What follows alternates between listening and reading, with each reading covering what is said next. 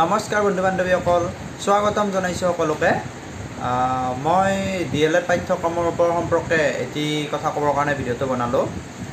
DLED পাঠ্যক্ৰমৰ যি এণ্ট্ৰেঞ্চৰ বাবে অনলাইন আবেদন হৈ আছিলে, 5 জুন আছিলে লাষ্ট ডেট।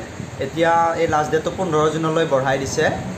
গতিকে যিসকল ষ্টুডেণ্টে পঢ়িম বুলি ভাবি আছে DLED বা এতিয়াও এপ্লাই কৰা নাছিলে, তেওঁলোকে এপ্লাই কৰি ল'ব পাৰে। 15 জুনৰ ভিতৰত কৰিব লাগিব।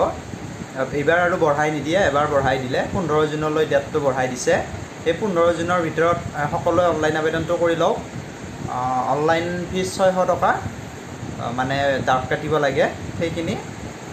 আৰু ডকুমেণ্ট বেলেগ নালাগে বাৰু। হায়াৰ ছেকেণ্ডাৰী মাৰ্কশ্বিট চাৰ্টিফিকেট, তাৰপাছত যদি কাষ্ট চাৰ্টিফিকেট আছে সেইখন লাগে, ফটো ছিগনেচাৰ আৰু মেট্ৰিকৰ এডমিট বা mark certificate, date of birth থকা সেইখিনি হ'লে হয়। বাকী ডিটেইলছখিনি লাগিব।